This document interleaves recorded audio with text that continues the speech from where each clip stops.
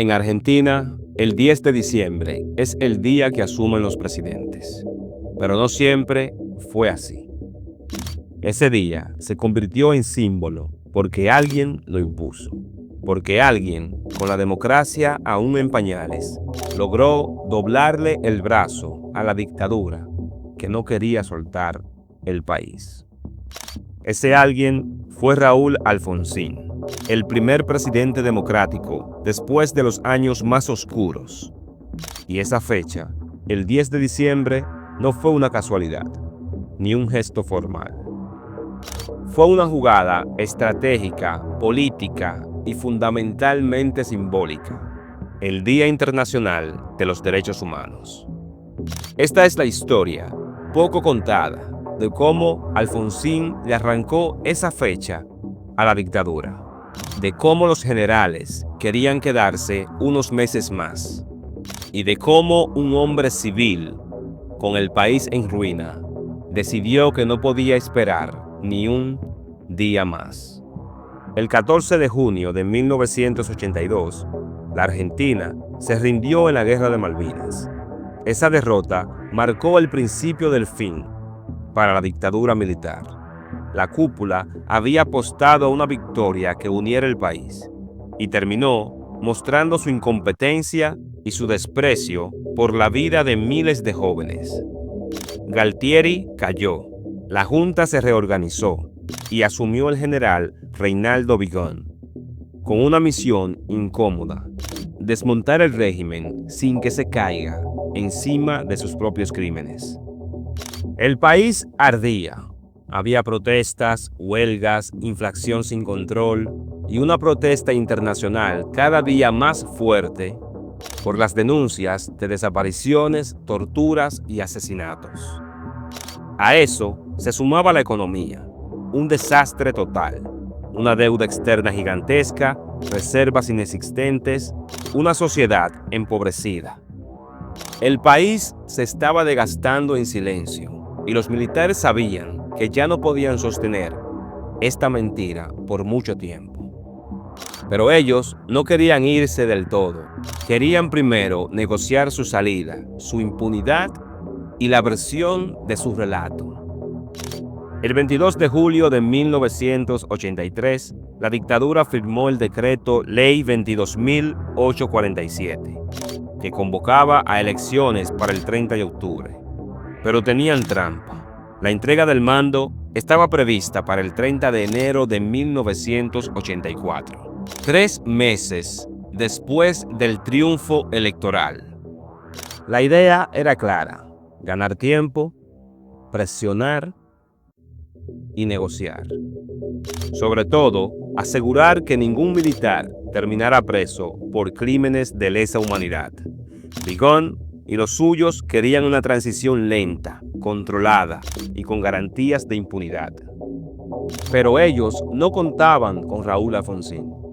Y el 30 de octubre de 1983, los argentinos volvieron a votar. Fue una elección polarizada, radicales contra peronistas. El país esperaba que el PJ volviera al poder, pero el resultado sorprendió a todos. Raúl Alfonsín ganó con el 51,75% de los votos. Más de 7 millones de personas lo eligieron. El radicalismo volvía al poder después de décadas.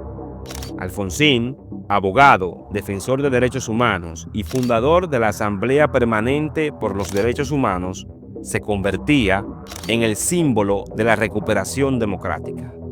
Y apenas ganó, empezó la verdadera pulseada. Los primeros informes que recibió el nuevo gobierno fueron una pesadilla. El economista Enrique García, propuesto como presidente del Banco Central, se reunió con su antecesor y escuchó una frase brutal: Raúl, Russo no nos dejó nada, solo deudas. La deuda externa superaba los 45.000 millones de dólares. Las reservas líquidas eran apenas 100 millones. Eso no alcanzaba ni para cubrir una semana de importación.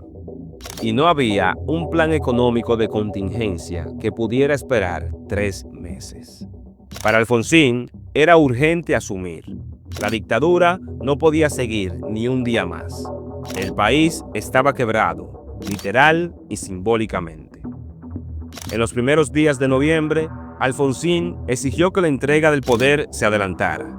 La presión fue directa, política, institucional y simbólica. Los militares sabían que no podían resistir. La sociedad no los respaldaba. La prensa los cuestionaba. La calle ya no les temía. Y encima, la nueva administración tenía el apoyo internacional. Negarse era arriesgarse a una explosión final.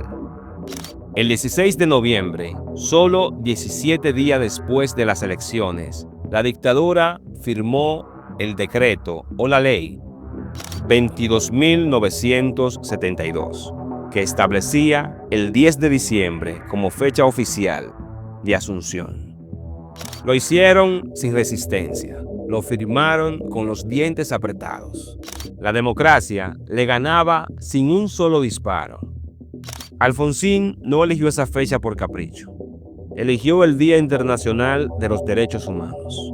Y un país con más de 30.000 desaparecidos, con madres buscando a sus hijos, con bebés robados, con centros clandestinos aún activos, era una decisión cargada de fuego y memoria. Era decirle al mundo que volvemos a la democracia, pero que no vamos a olvidar.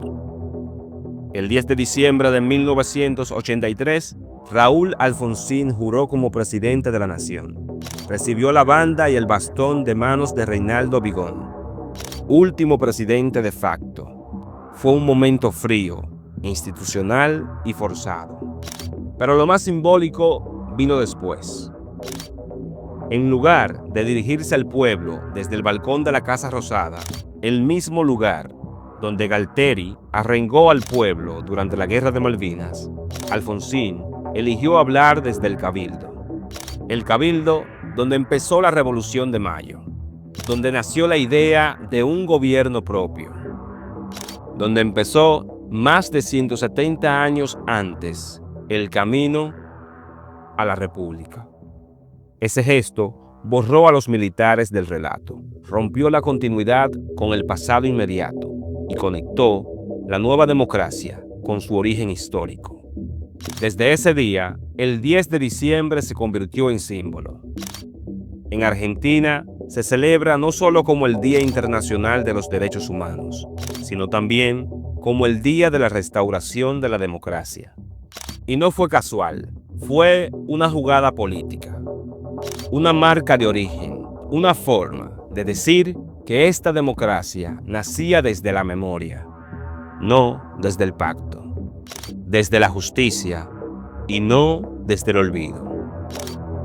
Y aunque Alfonsín enfrentó después crisis, levantamientos militares y problemas económicos que hicieron que renunciara 6 meses antes del fin de su mandato, esa fecha sigue siendo su victoria más grande.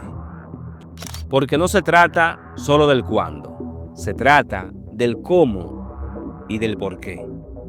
Raúl Alfonsín no necesitó un golpe, no necesitó un ejército, no necesitó venganza, solo necesitó un símbolo, un día, una fecha que hablara por sí sola. El 10 de diciembre es más que una asunción, es una declaración de principios, una línea en la historia que separa lo que nunca más debe repetirse, de lo que vale la pena defender. Esa jugada fue maestra, una imposición que no necesitó la fuerza, solo el significado. Y por eso, cuando cada presidente asume ese día, lo hace en nombre de algo mucho más grande que él. Lo hace en nombre de los que ya no están, de los que resistieron, de los que lucharon por una democracia con memoria. Porque el poder se puede conquistar con votos, pero el respeto solo se gana con símbolos.